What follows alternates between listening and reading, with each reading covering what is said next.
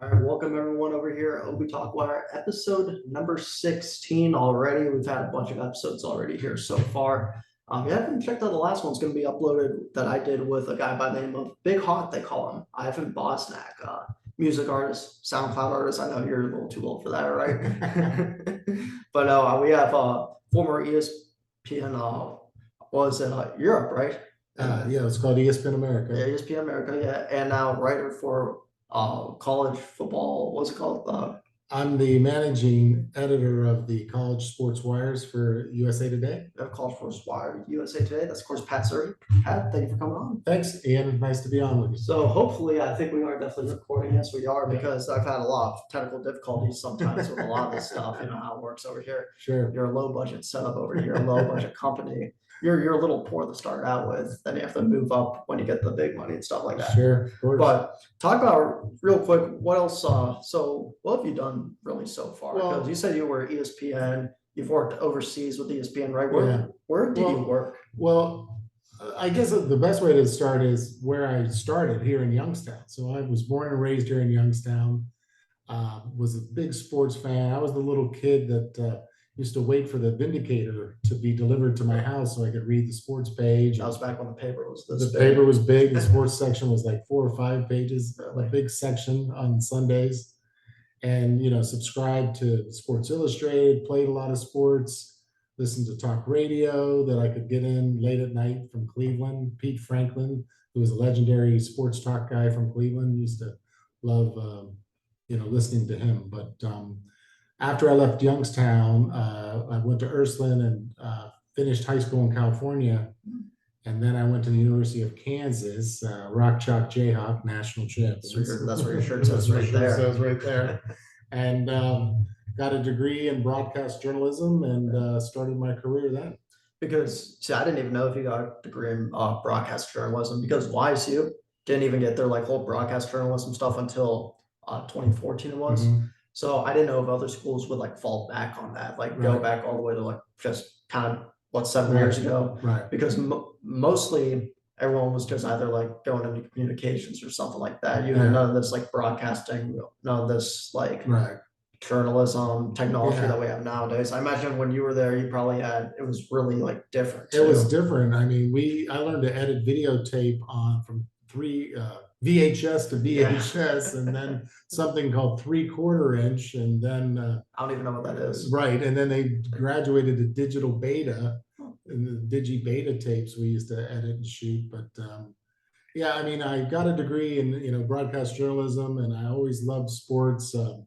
My first official paid sports job was I was the weekday reporter and backup anchor for Sunflower Cablevision in Lawrence, That's Kansas. some name, Sunflower Cablevision. Imagine you walk up on set, they have like all these sunflowers there. There's something like that, maybe they walk in. Kind of like a wedding where you throw all the petals down, like all the flowers down. Yeah, well, it was certainly not the most prestigious network, but they paid $5 an hour while I was a student. That was a lot of money back in the Yeah.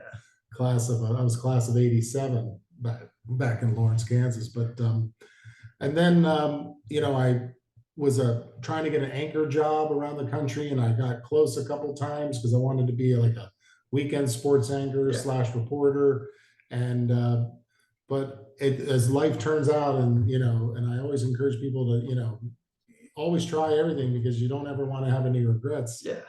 So I was able to I went out to Phoenix and I got a job editing videotape, because I knew how to edit videotape for the newscast from the glorious shift of 3 a.m. till noon, Monday through Friday. And then then the Cardinals moved from St. Louis to Phoenix, and we expanded the sports department at the TV station I worked at. It was called Channel 3. It's the ABC affiliate, KTVK in Phoenix. And they moved to town, and I've been working 1 day a week for the sports department on the Saturday to earn extra money. And I got promoted from the editing department to the sports department, and I became the assistant weekend sports producer Wow. at the age of I was 23 at the time. So Pretty young to get a job like that as like. yeah, I was very thankful. And I remember my first year I made $18,000. The year before I only made 10,000 because I was Yeah. working 6 days a week for $5.50 an hour. Well, that's minimum wage back then Yeah, compared to now, yeah. you know what I mean? Inflation too back then compared to like now with like Right. the prices and all that, you know what I mean? Right. So I start working weekends and so I'm a television producer. So, that's kind of, you do everything for the sports anchor except go on and Yeah. actually be the anchor. You write, you edit, you interview people, you set up interviews, you coordinate everything. So I really enjoyed that. And I got a lot of experience to do that job. Like you just said, I was young to do it because I got internships when I was in college. And that's another thing I really encourage people to do is try to get an internship. And so I had an internship at the NBC affiliate in Kansas City. And I also had an internship at the Fox affiliate in Phoenix the summer before my last semester of college. And those gave me the tools that I needed to get this entry level job in the sports business. But it was a lot of fun there in Arizona because we covered the Suns and the new Cardinals. The Diamondbacks didn't even exist then, or the Coyotes. Yeah. And Arizona State was our big team that we covered. Yeah. Well, it's the biggest team in college football, really, and around that area. Oh, yeah. I mean, you have the Wildcats, but I think they're not close to Phoenix, right? It's about 2 hours south. Yeah, of 2 Tucson. hours. I mean, Arizona State City, it's a school, it's one of the colleges of partying. Oh, yeah. That's what they There's say. like 50,000 students there. And I lived in Tempe and I wasn't much older than some of the students. So that was a lot of fun. But, we got this contract to broadcast all the football and basketball games and coaches shows. And so I started producing some of those shows and coaches shows and games and segments. And we covered, the football and basketball team, but all the other Olympic sports as well.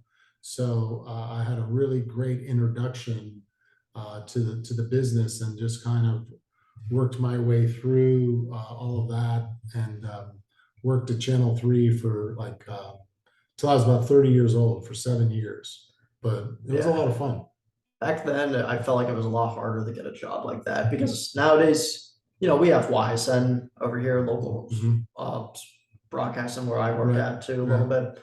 You have KBN, FMJ, YTV, local stuff, but then you also have stuff that they're trying to get like podcasting wise. I mean, here I'm trying to do a little bit 330. You got a lot of different options now compared to imagine what do you have. Oh, yeah, we didn't even back have the then. internet. Yeah. I don't know if you know that. Yeah, I know. You know what life is like without the internet? I mean, as a kid, I did. Okay. Because look, as a kid like me, you didn't so probably 04 when I was going to kindergarten or like 07 in third grade. I didn't even have a phone. We had game consoles. Really, that's about it. Like I didn't get my first phone until not even until like maybe my freshman year. Right. Yeah. So and it was a Virgin mobile phone actually. So yeah, I know what life is like kind of without the internet. Well, we used to have to rely on a thing called Associated Press on the wires and ripping the wires and to get our scores and our stories of other sporting events from around the country to include in the newscast. But the great thing about that was this opportunity led me to be entrenched with the Arizona State football team. I traveled on the team charter for football games because I was producing. What year was that? This is like in 90 to 94. Oh, okay. And they had some pretty competitive teams there during those years. You just missed out on the Rose Bowl then a few years right. after that, right? They were waiting for me to leave before they went to the Rose Bowl. Oh, and that was the game that Ohio State beat them. Yeah. And had Arizona State won, they probably would have been the national champions that year. Yeah. Their coach was Cooper, Ohio State. So I forget who I think. It was Bruce Snyder was the coach of Arizona State, and Cooper was the Ohio State guy, but he was the former ASU coach. Who, Cooper? The first year I was in Phoenix covering ASU, Cooper was the coach. Really? And it was the year after they had gone to the Rose Bowl and played Michigan and beat Michigan. And then he got recruited by Ohio State and left. But, so I got to do a lot of fun things. I did the same thing with the basketball team. We used to travel with the basketball team because we did all their coaches shows. I used to produce the coaches show from the road and go on the road and do stories about life on the road with the basketball team. Got to meet some really cool people. And, so our favorite road trip was to Eugene or Corvallis, because that means we flew into Portland and we could always go to, I think, Beaverton, where the Nike headquarters was, and we Really? go into the Nike team store and be able to Like get stuff. the old Nike headquarters, like we're talking like not located, not even having all their brands in China, right? We're talking like Oh, just all the US, original like in headquarters, Oregon the and all that, original really. headquarters where Oh, it was wow. founded, and they had a great, huge In Oregon, right? team store. Yeah. Yeah, they had a great team store where, because Arizona State was a Nike school, you had to make an appointment to go, Yeah. but you got to spend your own money on stuff, and it was like 50, 60, 70% off Nike Really? stuff. So, but more importantly, it was about learning to interview people and learning to respect the head coach Yeah. and not be this. Sometimes the media gets accused of being a bit pesky. Yeah. So you were their friend. You had to be in the media, you had a job to do, but you also had to manage relationships and get them to trust you, because you saw some things that maybe you shouldn't see. Yeah. Or you heard some things where with disciplining people and whatnot. But you gotta like adjust to all that. Like you can't actually say it. a lot of the too, stuff yeah. was off the record, so you Yeah. kind of had to just kind of tread a fine line Yeah. as you were going in. But so after about 7 years of covering Arizona State and the Phoenix Suns, another great team I got to cover was the Phoenix Suns, that '94 run to the finals when they played the Bulls. Was that was when was Shaq still on the team there? No, he hadn't been there yet. Yeah, It was the old, Dan He was Marley, still- Tom okay, yeah. Chambers, Shaq didn't come till a little later, Charles right? Barkley, Oh, yeah, Kevin Barkley, yeah. Johnson, that crew that Yeah. made it to the finals against Oh, the yeah. Bulls, and they lost 4-2. But I was on the road with the Suns during those playoff runs, and that was a lot of fun too. Did you talk to Barkley at all? Oh yeah, You did? we would always interview What him. conversations did you have with big old Chuck? Well, they were more like post-game interviews, so you were Okay. looking for stuff. But off camera, he was really nice. Really? And years later, I'd run into him at a Final Four and Yeah. kind of reintroduce myself, and he would go, "Oh yeah, okay, you're that young kid. That Now young you're a kid. grown man." But yeah, okay, I got you. Or I'd tell him the name of the sportscasters I worked for, and he'd say, "Oh yeah, you were his producer. I remember." So he was always a very nice guy, always very entertaining. Treated the media very well, and it's ironic that he's in the media now, and he's one of the most entertaining, analysts with the TNT show and all his comedy that he does with Shaq and Ernie and Kenny and all those guys on that show. It's just a great show. That's why they have high ratings. Right. Oh yeah. And Oh, it seems yeah. like you need like the right talent in Yeah. order to have like the high ratings, because Yeah. especially with like stuff like like your former company, ESPN right now. Yeah. Seems like their talent is they just don't know what they have besides Stephen A. Smith. You know what I mean? Yeah. And people already know Stephen A. Smith for being like a kind of a joke, like all his clips on Twitter that you see all cut up. Mhm. The who was on crack, basically. That's Yeah. the most famous ones. Yeah. And people are just like saying, well, he was funny at first, now it's just getting a little obnoxious. Yeah. Yeah. I don't know if there's like any way where you could like now have like a professional broadcaster or like debate guy, because it seems like a lot of the media stuff is now like debating, especially Yeah. like on sports. Yeah. Like you have Skip and Shannon, funny, but just debating. Mhm. You have almost every show on ESPN is now a debate. Like there's Mhm. not that one like Embrace the debate, Yeah, well, I think yeah. was the key phrase that someone came up with. there's just none of that anymore. I don't know if you feel like it's missing some of that. Well, broadcasting no, nowadays. I think the debate started because there was so much time that had to be filled. You had 24/7 networks, you had ESPN come aboard, from a news perspective, you had Fox and CNN having 20. So they just couldn't come up with enough content. So they thought, okay, we'll just have some talking points and we'll get a pro and a con and just let you guys talk. And so that's kind of how that embrace the debate started. But it comes in waves. I think, when you had COVID that almost canceled all of sports, then the debate became all about that. But then as sports came back, it kind of returned to its normal levels. But that's the beauty of sports. I always tell people that the sports is the last of the live action drama with some comedy bits.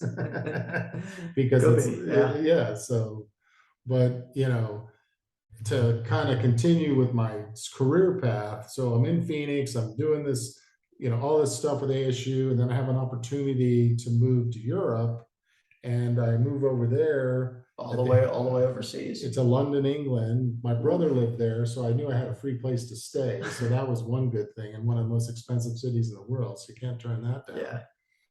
And I went over there and I started looking for a job, and my first job I ever got in Europe was for a Middle Eastern broadcast Really? company called Orbit. Orbit. And they were based in Rome, but they broadcast to the Middle East, and they had this big digital television network in Rome, operating all these different channels. And they had a sports channel called ESPN Orbit. Now, it wasn't owned by ESPN, but it showed a bunch of ESPN programming. Yeah. And so they were using that was a kind of a more of a business partnership relationship, but they showed ESPN programming. But then we also did a lot of soccer and track and field I imagine and you stuff had, like that. I imagine you had tons of soccer Tons because of soccer. that's the #1 sport in Rome, Or in just the world. in the you world know? pretty Yeah, much. Yeah. I wouldn't say really much of the US now, but I mean, if you go like out of the country, that's the #1 thing. Yeah, That's that's kind of what Yeah. they mostly like have now. football, the Yeah, beautiful, football, the yeah, beautiful football. game. they call it. Yeah, you know what I mean? So you'll have like the World Cup, that's like one of the biggest ones, like, Oh, you know what yeah. I mean? Oh yeah. And that just beats out everything that you see on Right. like national television, you know what I mean? Right. Because if someone says what's more popular, American football or football, like soccer, it's gonna Yeah. be soccer, like, Yeah. and they Oh, get yeah. paid a lot more, you know what And I I mean? think the It's second most popular sport is basketball. So like, because that you don't need a lot of yeah, equipment, you need a ball and a hoop to play that. So it's kind of like soccer, you need a ball and a net. speaking, because you said you were in Europe and stuff Mhm. like that, and Rome. Yeah. How did you cover NBA or I should say Well- the Euro League, I think it is, or I yeah. followed the EuroLeague, but when I started working for ESPN America, we broadcast NBA games to parts of the Middle East and North Africa, and highlight shows into Europe and in England and Ireland and stuff like that. And it's amazing how well sports translates. Yeah. Our politics maybe not translate as much as our American sports. Basketball, baseball, Yeah. football, and ice hockey. But ice hockey, the great thing about ice hockey is 20-30% of the people that play in it are Europeans. Yeah. So there's a Yeah. lot of European interest That came over here from from yeah. Sweden, from Russia, Sweden, Czech all that to the Republic, US to play for to some play in the NHL NHL. teams. Yeah. So there was a lot of interest there. But I feel like I've had a blessed career, Ian. Don't get me wrong. It's been a great thing. When I was in Rome, I started learning about soccer. And then after Rome, I moved back to London and was based in London. And I was like a freelance producer and director. So I was taking any sport that I could get. Now, for some of the years, I worked on NFL Europe. I don't know if you remember Yeah, I that. remember it. They had like The what was the teams, team? they had The, the Frankfurt Galaxy. right, that was it. Yeah, They had I was the thinking of the London Galaxy, yeah. Monarchs, the The one- Barcelona Dragons. Yeah, they had a few NFL guys play. I Oh, think yeah. Shea O'Sullivan. I don't know if you know. Well, yeah, Kurt Warner was one of the most Yeah, famous guys yeah. that went through there. definitely. One of the most controversial guys was Lawrence Phillips. Yes. And he rushed for like stints. 1,000 yards the one year. I forget what team he was with in the Euro, but it was I when don't he was- know, but there was a team in Yeah. Amsterdam as well. There was one in Scotland, the Claymores, the Scottish Claymores. yeah, they had a bunch of. So I did that for a couple seasons, and that was a lot of fun. And then I was still living in London, Yeah. and I started to need other work. So I had to learn about rugby and cricket and soccer in order to find more work. So that's what I did. I was the American over there watching sports, asking people tons of questions, probably almost to the annoying factor. Yeah. But that's how you learn. You're like, oh, okay, why did they do that? What's the thing there? What's the rule there? What's a throw in on a rugby match? What's extra time mean in a soccer game? What's offsides in soccer, Yeah. which a lot of people still can't figure out. Same kind of with hockey, but so I got to become a really good fan of the English Premier League. When I lived in London for 3 seasons, I was a season ticket holder to the Chelsea Football Club Wow. because I lived right by the stadium, and I had some friends that had tickets, and they were looking for a person to jump in with Yeah. them, so I did.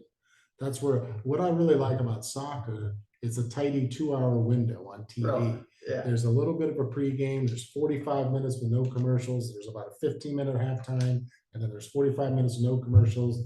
If there's not a lot of extra time, Yeah. you can get it all said and done in 2 hours. Yeah. Whereas in America, a baseball game can stretch to 3.5 hours. A football game can Yeah. stretch to 3.5 hours. That's a lot of. And that's mostly Really? all that's kind of commercials too, especially Yeah. like the professionals. You don't really, I say, get a lot of that in college. You'll probably have like little does some breaks, media timeouts. Mhm. I'd say that'd be less like in the FCS, like where YSU plays, like what we were Yeah. saying. If you go to the FBS, it's probably different Yeah. because you're on like ABC and all Yeah. those national networks. Well, I just remember when I eventually started working for ESPN America, it was a small little channel called NASN, North American Sports Network, and we were in Ireland and the UK, and we had 35,000 subscribers paying £10 a month to watch football, basketball, baseball, and ice hockey from America. How much was £10 back then? It was probably about $15 to $18, Okay. depending on the exchange rate. And I used to try to sell it to people when I'd be out promoting the channel. I'd say, how much is a pint at your local pub? They'd say £3. I said, for 3 beers, for 3 pints a month, you can watch 24/7 American sports, the best of American sports, all on one network, regardless of network. So all on one channel, regardless of network. So we had deals, not just with ESPN, but we had deals with CBS and Fox, basically everybody. We used to show all this American sports. And so we started in these 2 countries with 35,000 subs.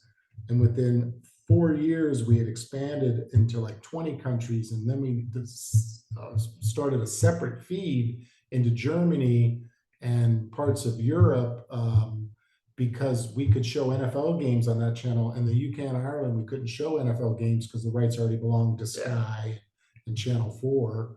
So, we grew this business. And so after 4 years of NASN, that's when ESPN came and bought it. Yeah. And they bought it for, millions of dollars. And then they started looking at the team and everybody, and they really appreciated the fact that they had this American guy that kind of helped build this network up. And so that's how I went to work for ESPN. They acquired the company that I was working for. And I kind of, as I always tell people, I kind of came with the furniture, That's fun. I've never heard about that quote right there. It came with the furniture. Oh, you're too young, bro. I That's probably am an old too one. young, man. That's an old one. How old would you say? Probably. Oh, it's been around 60, for centuries. No, it's been centuries. around for centuries. When you bought a house, it included all the contents, and so that's where the line came. So Kind of came with the furniture. I always wanted to know, like, because working out of the country, you know what I mean? Yeah.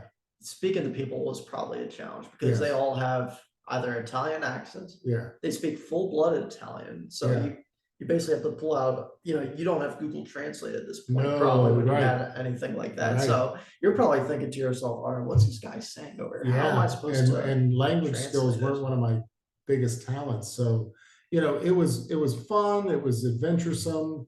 You learn how to say a few basic phrases. But where I worked out in Rome, we would direct and produce the games in English, but we would have a translator in the booth translating English to Arabic to talk to the announcers. They were speaking Arabic when we covered the European and soccer.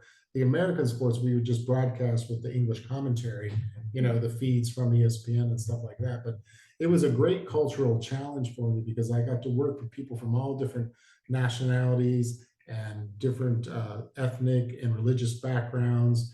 And you learn to just kind of understand other people's way of working, thinking, vacations, national holidays, just things that we in America don't understand or we take for granted that are a bigger thing. I think Americans, sometimes they kind of, live to work, whereas Europeans work to live. That's one of the biggest things I noticed after all those years over there. That's gotta be fun because you're just traveling really everywhere too. Yeah. And then what made you? Because I imagine I don't know. They probably bought, again, ESPN. You said bought the company, and then I don't know what made you move back over here. I don't know because ESPN's been known for some layoffs. I don't know if that happened at all. Yeah, really. Yes. Really, so that's been happening the last couple of years. So after 10 years of ESPN America / NASN, they decided to close up the North American Sports Channel or the ESPN America. And it was kind of sad because we had put this network together for 10 years. Yeah. When we went to close it, we had 67 countries, 3 feeds, one in Europe, one in UK and Ireland, and one in like Africa, North Africa and the Middle East. we had 20 million homes. So we had 20 million people paying Yeah. $10 a month.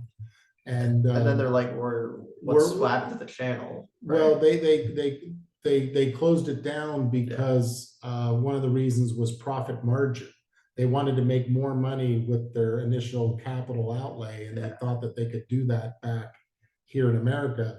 The other thing, we were paired with an ESPN channel in the UK that showed, live soccer and English sports, and we also had 7 versions of ESPN Classic that were over, and we all broadcast out of the same center. And we had one for France, one for Italy, one for Germany, one for like the Nordic states and all this stuff, and one for Africa, and those all had to close down too. But it was kind of a sad day for everyone involved, because we had hundreds of people. We had 20 million people watching all our content around Europe. I mean, but we got these guys for 10 years almost. Like, I mean, you're gonna always think to yourself, like, what happened over here? I feel like that's the thing with like networks. So they'll like, for example, I want to go like for media. I don't know if you know like how Disney bought Fox and all that. Now remember, I don't know if you know, I don't know if you knew Blue Sky Studio, kind of like they were a movie. They were with 20th Century Fox. So like those were the ones that made like Ice Age and all that stuff, all those movies. So I feel like that's kind of what happened with, I guess, that ESPN thing is a little similarity, because they closed down. They basically closed down, shut them down. They want to say due to COVID, but I feel like they were going to shut them down anyways before that. So I feel like that's probably what happened with the whole ESPN. Yeah, it was about profit margin, and then just and the UK channel and the classic channels didn't make as much money as our channel. Our channel was always profitable. But we had to support our brothers and sisters from those other channels, and we were using the same broadcast center to broadcast them all and do all the technical stuff and all the other things that went along with it. So it was kind of one bundle. And so, so there I am after like 20 years living in Europe, and I decide, I've kind of run its course, so I'm going to move back to America. So I came back to America in 2013 after being away for like 19 years. I mean, did ESPN just not have you work then in America too? Since I looked into some things there, but they were fully staffed back there, and so there was a few opportunities, but none of them panned out. So then I spent, and this is what, 2013, right? 2013. So they're already stacked, I mean, they're already up the uprising. It's kind of like not now where you're seeing a little decline, No, they ESPN and all these major companies have always, they always have their series of layoffs every couple of years. They have a bad quarter in the market, and they have to say, oh, we've got to cut costs. And what's the best way to cut costs? You got to trim staff, but sometimes companies trim the staff, but they expect the people remaining to pick up the slack, so that's where Stephen A. Smith comes into the picture, basically, for ESPN. Because I mean, he does everything kind of for them. Well, he appears on a lot of different shows, that's for sure. And people say like, he carries the network. I mean, I don't know if you've seen his contract. It's like 100. He's one of the most well-paid. One of the most well-paid. Sure. I think possibly top. It's definitely first. I know Kurt Herbstreit was up there too. Yeah, but he doesn't do as much as like Stephen A. Smith does. No. And Herbstreit's going to Amazon too, like with that. I think he's doing both. Yeah, he's doing both. Which I don't like. Amazon, I think, is their own thing, anyways. I don't know if it's affiliated with anyone else though. Right? Not yet. No. Not yet. Not yet. Now, if Fox says, "Hey, we want to be with Amazon," then that might kind of tame it, because you can't really work both. You know what I mean? Because they're rivals. Might be an interesting partnership to see what happens with it. Yeah. So I come back from Europe in 2013, and I hook up with some old friends from Kansas City, and they're launching this thing called the American Sports Network. And I jokingly used to say, oh, I can only work for a network that has the word America or American in its name. But that was a small startup backed by Sinclair. But they showed like Conference USA and Colonial. They had like contracts to do those games. So we did 3 or 4 live games a week for football season and basketball season. And so then after that, after a year of that, I kind of didn't really feel like this was something I wanted to do. I had done a lot of startups and first time things. And so I kind of, gave notice and left, without any, issues, gave them 1 month's notice. So it wasn't like I just quit one day. But then I was just kind of hanging out in Phoenix, and I still tried to get into sports or stay in the sports business. Real quick, how many years Yeah. did you spend at that network? The What? one that you're at for a little bit? Just the American Sports Network. Yeah. It's just one season. Just one It season. was just 9 months. I helped launch it, and then they moved the operation down to Florida because we were based in Kansas City the first year. You just didn't want to like move all that far, right? Well, I Down looked south into or what? Florida, but the more I talked to people down there, I just didn't feel comfortable. I didn't feel like I'd be that happy. Yeah. It wasn't the most organized thing, but interesting enough, about 3 years later, Sinclair pulled the plug on the whole network. So everybody that went from Kansas City to Florida eventually lost their job. So in hindsight, I'm glad I never went down there. Because you would have lost your job. I would have lost my job and be sitting there in Florida without a job. But I moved back to Phoenix because that's kind of where I started my career. And I hooked up with some people that I used to work with at Channel 3 that were producing this viral video TV show called Right This Minute, which ironically just went off the air after 11 years. And I started running their websites and managing the writers. And that's how I kind of got into digital content. So after 3 years of doing that, I was approached by a friend of mine who wanted to start this thing called the College Wires. Yeah. And it's based on the NFL wires. And it's all part of the Gannett, USA Today. Some big companies. It's a like big that. company. Yeah, really big Gannett companies. owns 200 newspapers around the country. So Yeah. it's not a small endeavor whatsoever. So, I started the College Wires, and, and the best way to describe it, Ian, is it's super fans writing for super fans. So kind of like fan-sided almost, right? I don't know if you know fan-sided. Of course I do. They're one of our competitions. Oh, okay. And so is SB Nation, and so is 24/7, Yeah. and so is this new operation called On3 that's making some noise. So I started with 6 websites, and the Buckeyes, Wolverines, Spartans, Badgers, Tennessee, and Georgia.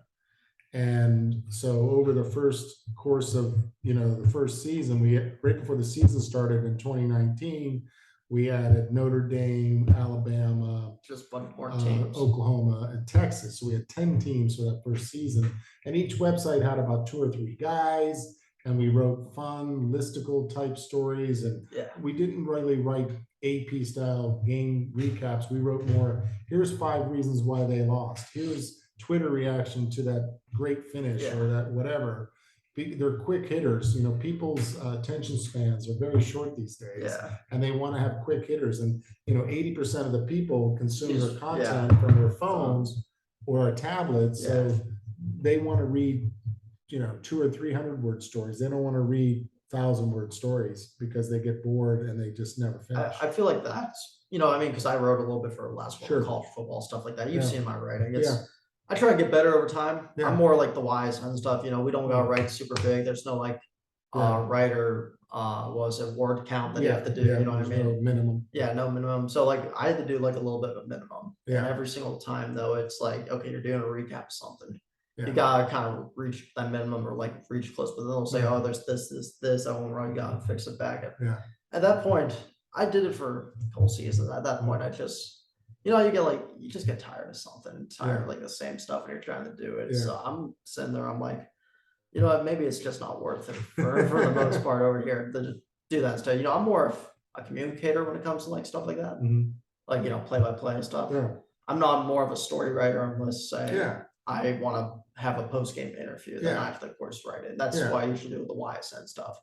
Last World College Football, you didn't really get to much of that, you know what I mean? So it just got to a point though, you get $25 every month, you know what I mean? It's little money, you know what I mean? The College Wires, we pay everybody. Some of them make, $200-$300. Some make up to a couple $1,000 depending on how well they do, the page views, the post counts. The page views are the biggest part about it. Really. There's a lot of incentives built into contracts to, make extra money, page view bonuses.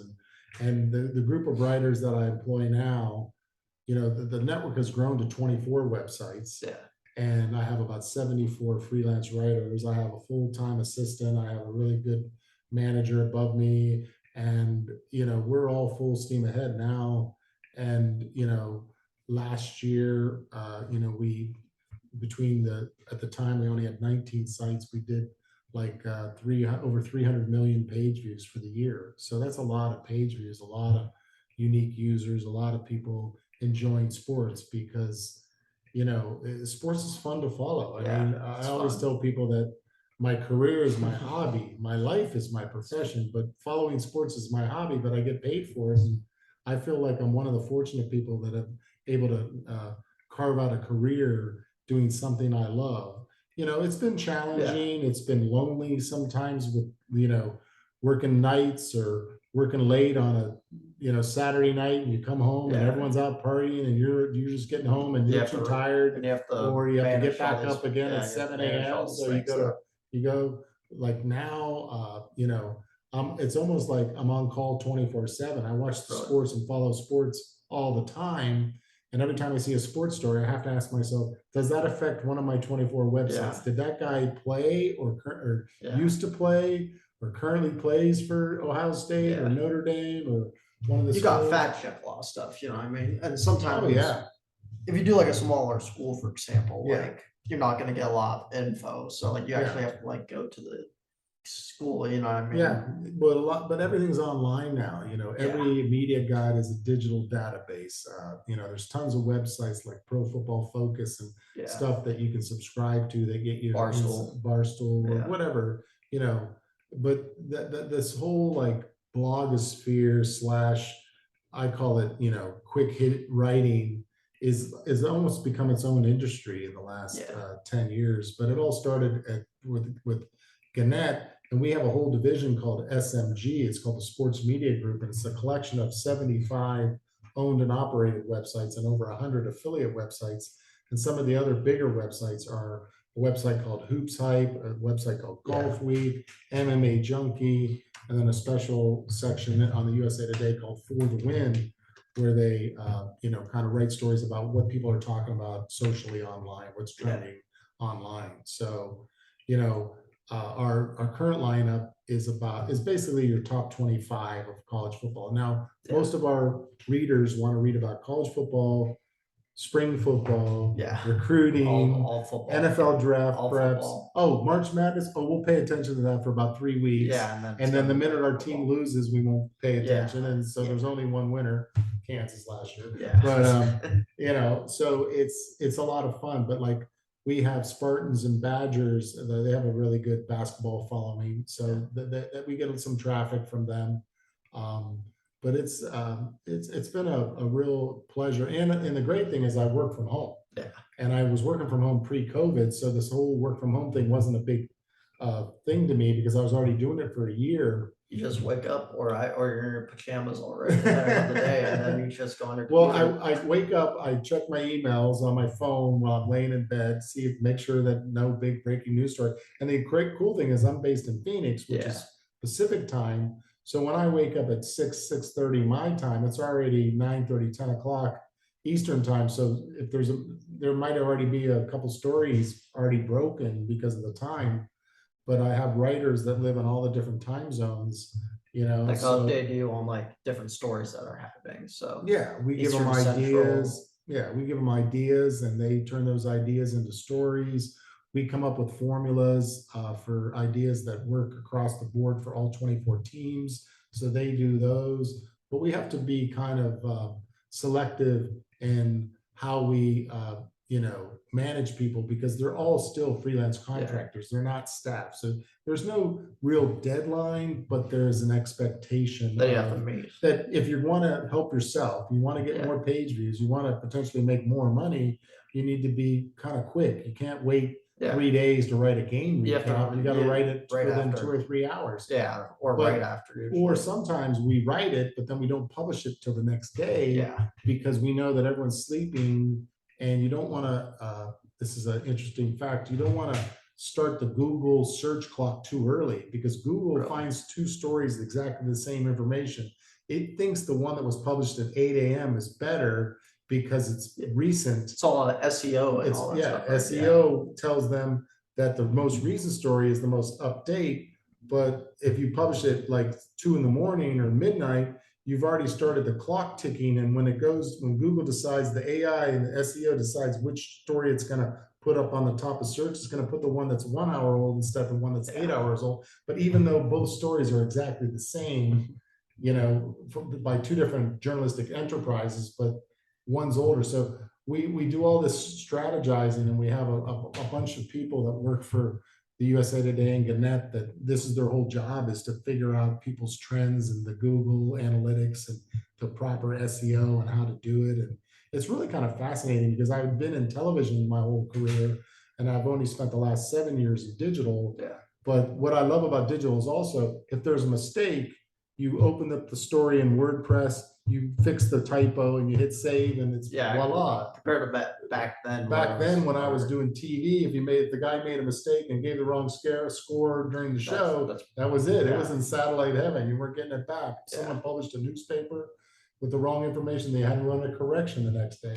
If somebody said something on a radio show that was wrong, people would call in and say, he said the score was 21-10 and the final score was 21-17 when we played.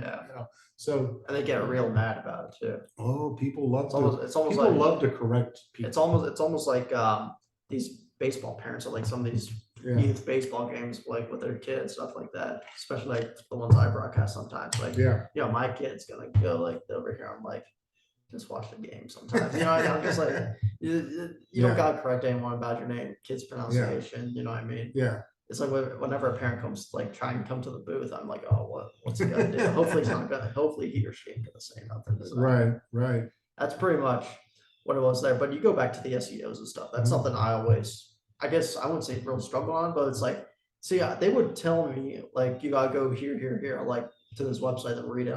Just like, what do you mean by this though? Like, I still can't find it on there. They still wouldn't like tell you is the thing and stuff like that. I feel like there needs to be like some sort of communication when it comes to that, saying, hey, this is just all it is. So you don't have to go find it in like these bunch of words, like a whole article. Well, we use a tool called Google Trends. Have you ever heard of that? Yeah.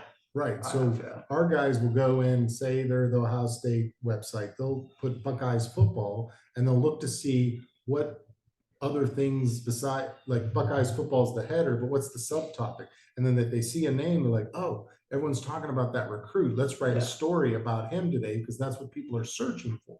Google Trends tells you what people are searching for. Okay. So I always tell people the use of Google Trends is really cool, because it's like you're reading the mind of somebody on the way to the pizza shop. And then they walk in and they go, hey, here's that pepperoni sausage you were thinking of. I already have it ready for you. One bite, everyone knows the rules.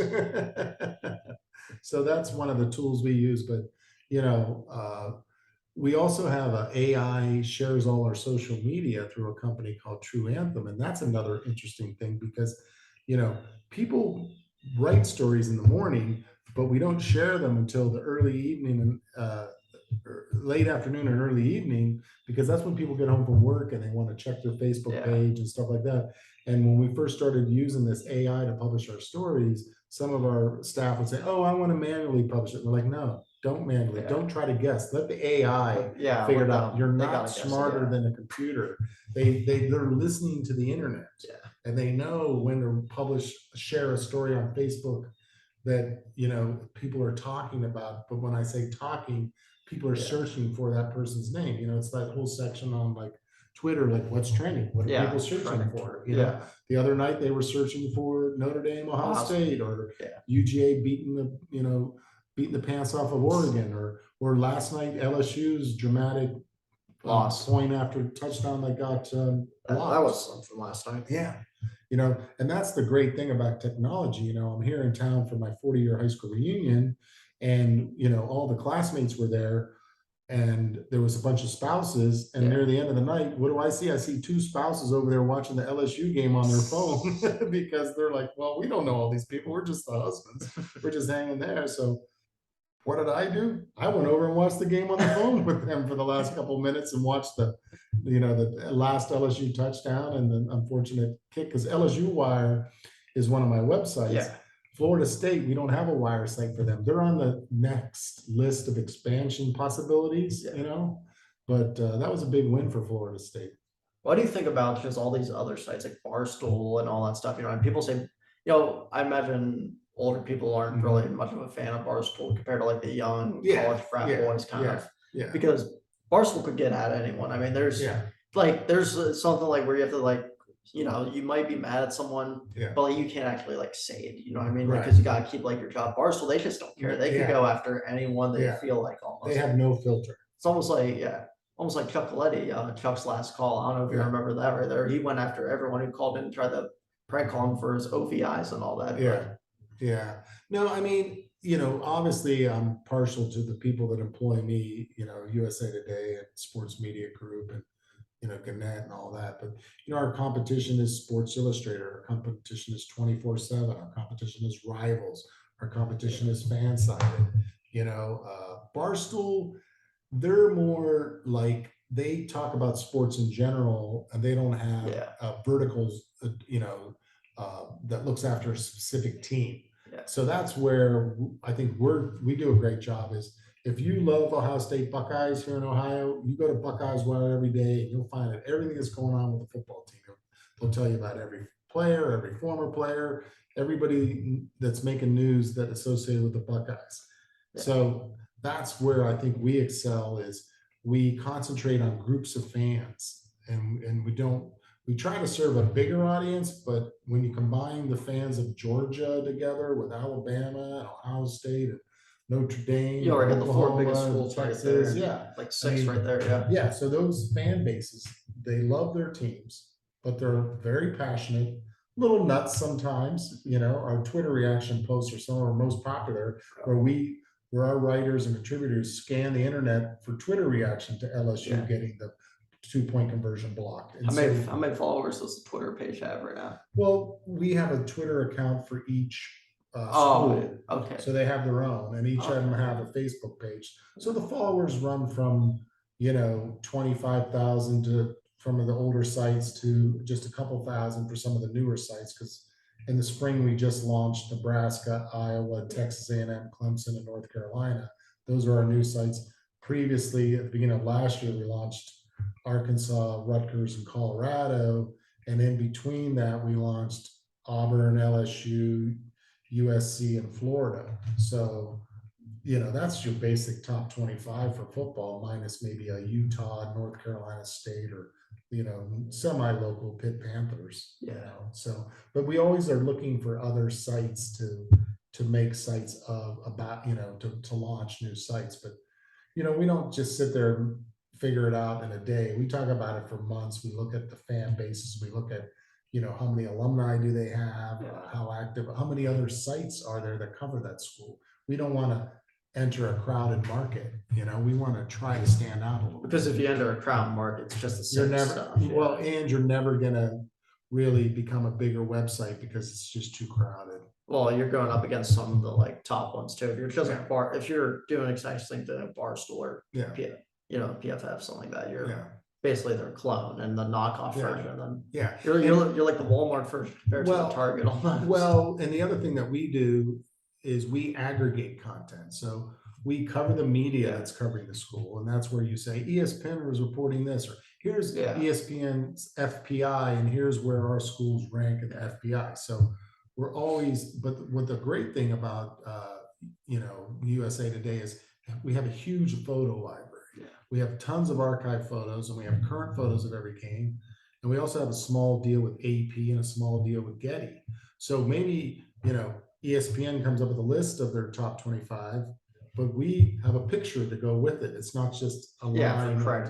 Well, we just have a cool picture from this week's game. The winning catch or the great defensive play or something. Because so many things are like plagiarized now and stuff like that too. Like y'all watch out for that. There was one this NASCAR guy, I forget his name, but it was something called Motorist Insider. I watched a video on this recently.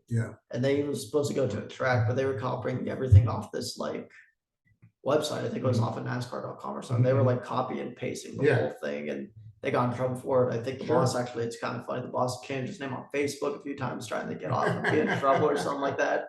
And then the whole account immediately went dark after is what I heard. Well, knock on wood, the college wires, we haven't really had much plagiarism going on. Sometimes when we aggregate a story, we'll take like a quote from the story, because that's the reason we're writing the story. Hey, did you see these two sentences the sports writer wrote about this?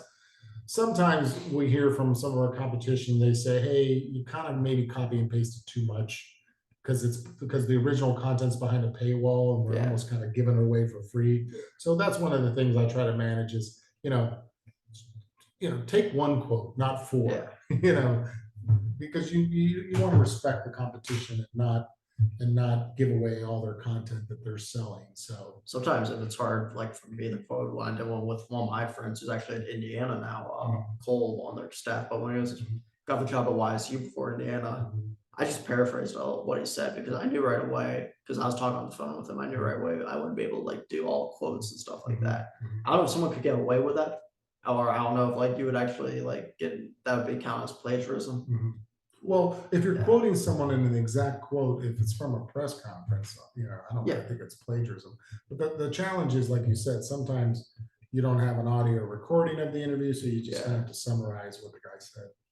Or you just can't catch up on stuff like quick, you know what I mean? Yeah. Not like that you're slow or anything, it's just someone might be a little bit faster, you know what I mean? So that kind of got to me when I was doing all that.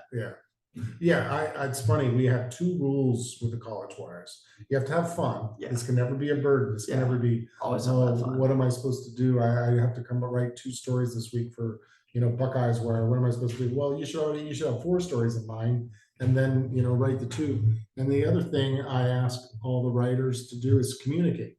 You don't have to be available 24/7, but just let us know if you're offline for a day or 2, or you have a family event, just let us know. And then that way we know that you're not available. It's not, there's no problem being not available. Just tell people. So between those 2 rules and my, very fun personality that I use to manage all my guys, I haven't had a lot of churn. So I get people that enjoy it. And I've also been able to promote from within. So I have 4 or 5 site editors that started off on their website as a contributor, and they've worked their way up to editor because maybe the editor got a full-time sports job and left, or he went somewhere else or went to the competition. So I'm really big on promoting from within and building up a team and just and sharing all the information and wealth together and kind of celebrating it all together as opposed to each individual web. So we're all part of the College Wire network, and there's a competition each month, and there's a live scoreboard on Parsley with the page views. We can see what story everybody's on each website. Who does the most stories? You probably have a list of that, or well, we keep track of the stories, and Google likes it. If your website produces 4 stories a day, then Google recognizes you as a legitimate journalistic enterprise. If you write 2 or 3 stories a week, from your kitchen table or your dorm room or something, you're never going to get recognized as a legitimate journalistic enterprise because they want that frequency, because that's what, the website for like ESPN, USA Today, they have people writing stories every day, and Associated Press and all that stuff too. Like, well, the Associated Press is a little different because they supply stories for all the major media outlets, and you pay a yearly fee to get those stories. And yours is mostly like no fee at all, right? Or I don't know if there's a subscription. What? Oh, for like all the college wires. No, it's all free. Yeah. So unlike some of our competition, we don't have a paywall. Yeah. So that's where I think we excel, because you get a little bit of what the paid content, paid wall are talking about through the aggregation, but for your basic general stuff and fun stuff and photos and social media reaction about your favorite team, it's all completely free, and it'll stay that way. That's one thing I don't like is a paywall, especially when you have to do a Friday night football game and the team kind of like, I want to say in the Salem or Lions area, they'll have that team right there, kind of like what they did for the Lions when they're playing Niles. So I'm trying to find mostly like Alliance stats and all that. Like, I mean, he gave me some stats, but like some other things about the school, and it's behind a paywall. It's like, hey, subscribe to us $1 for like a month or something. I mean, if you subscribe to enough, you're ended up spending $20, $30 a month. Yeah, exactly. And I'm just like, no, why can't I just get it, for free right there? Sure. I wanted to also ask, so with all the stuff that everyone's been writing, I know NILs has probably been like, I talk about NILs. That's a great topic. I mean, because I've already talked about NILs a decent amount on here, so I don't really want to spend like as much time as I've done with others. But when we were at the YSU game, they had that whole thing out the billboard where like, hey, you could support our athletes with all this like payment and all that stuff. I don't know, how's the NIL situation been for like writing or I any think of it's that? created a lot of content, because a story that a player signs a deal with the local Ford dealership and he Yeah, gets to drive a Ford F1 or Explorer, F-150, something like that, or I yeah. think the running back for Texas, Robinson, is driving a Lamborghini around campus this last year because he's sponsored by the local car dealers, or the big offensive lineman from Alabama's got sponsorship from the local chicken place, or whatever. And it's Quaker steak, yeah, well, it's it's yeah. it's it's it's opened up a free market enterprise in college football, and I totally agree with NIL. I think these kids, the schools make millions of dollars off of them. They sell their jerseys, they have them sign footballs and jerseys that they sell to alumni and fans for thousands of Yeah, dollars. Okay, and everyone always argues, oh, but they get a scholarship. Sure they do, but a scholarship's maybe 100 grand, yeah. but the school's making multiple millions of dollars. And now And the with coaches are making the more coaches are too, making yeah. more money, and now with the expansion of the Big Ten and the SEC, and then the last Friday's announcement that the college football playoff is going to Yeah. be To 12 was teams. it 2026? I think. Well, that's the latest, The latest, but yeah. it could get pushed through by 24. But the NIL, I think, it's a great content strand, Yeah, because and there's the individual guy that's doing his deal, and then there's the collective, and a lot of people, I just started learning more about the collective last year. But the collective is that group of alumni that pool all their money, so they've got Yeah. $2 million in the kitty, and then they start giving each big time recruit, if you come here you get 100 grand, blah blah blah Yeah. blah, It's and almost like with the Pitt wide receiver, because he went to USC based yeah, on NIL. yeah, because that's going from Pittsburgh Yeah, to LA, the second biggest market, yeah. with all these And fancy USC, brands, you know what I and mean? your USC Trojans. That's another one of Yeah, our it's websites, not like you're Trojans going. It's not Wire. like you're going to San Jose State. You know what I mean? Right. No, you're going to back to USC. Yeah, Like, Trojans I mean? Wire is one of our really good sites, and the team does an excellent job there. And so I think the NIL is definitely here to stay. I think it's kind of funny that the NCAA, they have all these rules and regulations, and and they have these long documents. When NIL came out, they came up with a one-page kind of summary. Like, you guys used to release 75 pages of rules for recruiting, and NIL comes along and you release a one-page kind of guidance. That kind of goes with all this now. Should Reggie Bush get his Heisman back that he lost because of the NIL? I don't know if you go back retroactively. I don't even know if they should have taken it away from him. What he did was not that egregious. I mean, his parents got to stay in a free apartment. Yeah. And he got some clothes or whatever. I don't know exactly. I mean, because I can understand, here's what I can understand. Like, if you do something like the Barry Bonds situation, where you're on roids and stuff like that, maybe there's an argument. But like, Reggie Bush, I don't think was on roids. No one knows who he was. Well, he was just running back. Well, he was, the NCAA said his parents got on, he got extra benefits. But I'm just going, like, it didn't affect his playing skill. Like, you know what I mean? No. Like, now if he was Right. say caught taking all these steroids, all these supplements, like, there's a different argument for that. Between performance enhancing drugs and getting a car or some cash. Yeah, like, there's a whole difference with that. So I don't, at that point, you take it away. But if it's just for like the benefits and all that, like, it's kind of like you don't, because how many other, like Mansell, for example, his parents were already rich, but how much money do you think A&M was giving him when he won the Heisman? Like, maybe the first or even the second year after he won it, like, what I mean? They were under the table. Right. Or that's where what used to be the under the table boosters are now the collective. Yeah. And it's out in the public. And the other thing is the money that the NIL, the money is coming from not the university, it's coming from local businesses and local alumni, or your local car shop, as you say, like car wash, or alumni that can live anywhere.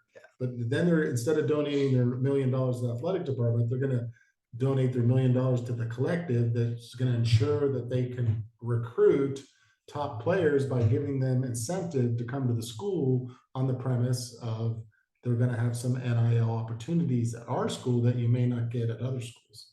Yeah, and with because everything once again going on with the NIL, I feel like now a lot of I guess you could say, I don't know if you know the term boomers that people talk about. Yes. Yeah, if you know that term. Someone said to me one time, okay, boomer. So Yeah. were they criticizing me? That's pretty much like if you're just used to everything old and you hate everything like a new generation Yeah, as I far know. as. Well, a lot of people say like people are boomers because they don't like the NIL because they just think it's like the NFL 2.0. Like, hey, I could go over here. Hey, I want out because I'm not getting paid from this local company enough. Yeah. And people are like thinking, hey, it's gonna be like a minor league NIL. And then someone under a TikTok, I think it was, replied, it was always like that. It was just underneath the table the whole time. Exactly. I kind of concur with that. There was always things going on, but now it's just up front and in front of everybody, and it's not a secret.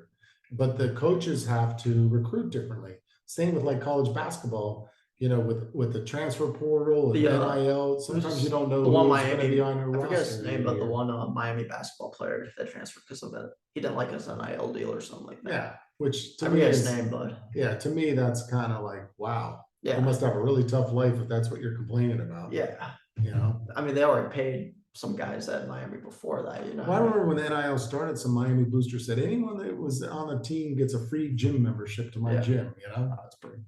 You can't beat that. I mean, CJ Stroud, was he basically spent what $6 grand on his whole team for $500 gift cards for suits, for example, for like when you walk out on game day. I mean, you can't beat that. No, but and I think it's better that all these things are out. They're not under the table anymore. They're out in the public domain, because when all those things were going on, there was potentially some shifty kind of behavior that, like Tressel, for example, the whole thing with Trump prior, the rings. Mhm. Problem is the NCAA, you knew what was going on in Penn State, but you decided to focus on Ohio State one first at the time. You know what I mean? Penn State got off the hook for how many years? Ohio State started doing that, and they got it.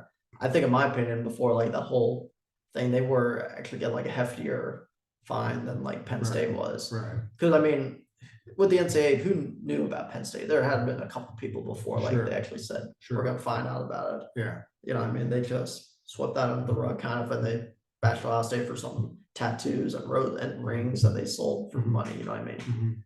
That's pretty much like what it would be in that situation. Sure. And then with the other stuff, NIL, I don't know how it is though for like the lower conferences. You know what I mean? Well, I saw a story on like ESPN about a guy from a small school that does all these NIL deals, and he does them himself.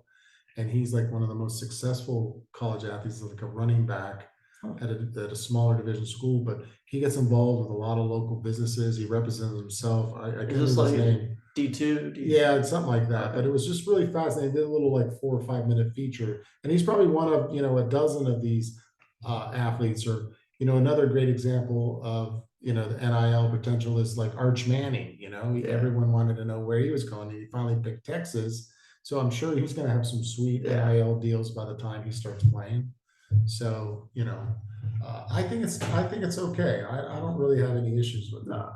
Some people do. I just think, like you said, the old boomers. I'm an old boomer, and I don't have an issue with it. No, that's always good. It's also big on the video games too, because NCAA football is one of the biggest video games. Yeah, and it's coming back. Yeah, we were writing stories all summer about NCAA Madden, or the NCAA football video games coming back, I believe. That everyone's happy because no one likes Madden. I know you never played Madden really, or new one. You probably played Atari or Atari Madden. I'm so old, Ian, that we played this thing called electronic football, where it was a big electric football field, and you had these guys, and you turn it on, and they vibrated, they moved across the thing. But you had a whole set starting lineup, but basically it was vibrating, and it was moving the players. I had a kid. When I was a kid, I had something similar to that. Yeah, I'm sure. I don't know where the pieces are. No, that was the problem. All the pieces. Yeah, long gone or broken. No, but that's one of them. But they're bringing back that video game. I hope it's pretty good, because again, that's gonna be cool because you can actually use some real life players. You don't have to like edit their names and all that. Right. And all ended because of the Ed O'Bannon thing. Yeah. And no one liked him at the time because of all that, but he might have been right at the. He was a trailblazer. Because of Ed O'Bannon is why we have NIL deals now. Yeah. He was the one that said, hey, listen, they're going to use my name, image, and likeness on a video game, and I'm not getting a cut. Yeah. I mean, you have. And everybody, and he won his suit, and then all the people that were mentioned got money. Yeah. But what because there was so many players, each player got like $6,000. It wasn't like something's going to change their life, No. but it started this snowball effect of, players deserve to have opportunities to make money off their own name, image, and likeness. So our last thing, I guess we discussed, back here in Youngstown, of course. I know you're gonna have to be going back out to the state here shortly. Yeah. What's it been like so far coming back over to Youngstown, join some YSU football? Yeah. Some nice Penguin City beer here and there. I mean, I'm not a big Penguin City beer guy. Well, I'll tell you, I like beer in general, but I'm a bit of a lager lad. But no, it's been great. I grew up in Youngstown. I left here was 16, but I never stopped following Youngstown sports. So I always followed YSU. I always followed Ursuline. I would follow any Youngstown guy that played high school here and went on to play college football. Even the team down south, Moody. Yeah. Moody. Yeah. I didn't discriminate. South So side, but- as a journalist growing up, and I'd always check box scores to see how the Youngstown guys did. Yeah. And whenever I was on guests on podcasts and stuff like that, I would always try to find weave a way of Youngstown into the story, because I'd say, oh, you know where he's from? And these guys I used to be on a podcast with, they go, Youngstown, Ohio. I say, exactly right. That guy played for, at such and such high school or whatever. But, growing up here in the Mahoning Valley was awesome. They love their sports here. I started going to games at the old Rand Stadium when I was in first grade, going up to the stadium on a Friday night and watching Ursuline and thinking that in my mind, they were like Notre Dame. They had the Irish mascot. They looked like Notre Dame. And, and that's how I started kind of following Notre Dame and Ohio State because it was a local team, and Notre Dame because Ursuline looked like Notre Dame. They have snazzy uniforms now. I don't know if you've seen them. They got Ursuline. Yeah, they got all this. Oh, they have those cool ones with the state of Ohio and they have that as a helmet too. Yeah, I actually asked some friends of mine at Ursuline. I said, well, I wanted one of those jerseys. Yeah. I said, can I buy one? And they go, maybe, because I would spend I some never money on it. I never when I played there, we never got anything. My senior year, we got gold jerseys. That's really about it. We never had like anything like super snazzy though. Yeah, no, in college, Oregon has the snazziest. They were the first uniform. They were the first one that ones. started They doing started like alternative uniforms, and then everyone just followed and the chrome helmets and the every single game they would have a different helmet. Yeah. One of our most successful stories this summer was on Ducks Wire about all the different helmet and jersey combinations they've had over the years, and to the writer, which one were his favorites. So, but getting back to Youngstown, I love being from Youngstown. I'm always promoting Youngstown in my industry, and I still follow, any coach that is from the Youngstown area. I'll take a, look at Stoops is, Kentucky, or Narduzzi at Pitt, or back in the day, Bob Stoops at Oklahoma, or when Pelini was coaching. Pelini at Nebraska, all those things. I was always checking in on to see how my Youngstown guys were doing. Well, Pat Sturgeon, I want to say thank you for coming on. No problem. Thank you. Once again, I want everyone to subscribe to the channel, OB Talkwire. Of course, I'm trying to upload everything video first, and then I'll upload everything back to the audio later on during it. But once again, subscribe to the channel over here. Subscribe. We'll probably see my Instagram, OB Talkwire, the TikTok. I know I got to upload a little more on TikTok over here. I've been slacking a little bit. Work gets you busy like that, but once again, I want to thank Pat Sturgeon for coming on. Thanks, buddy. Cheers. Of course, appreciate it. Cheers indeed. Okay. And we'll see you next time here on the OB Talkwire.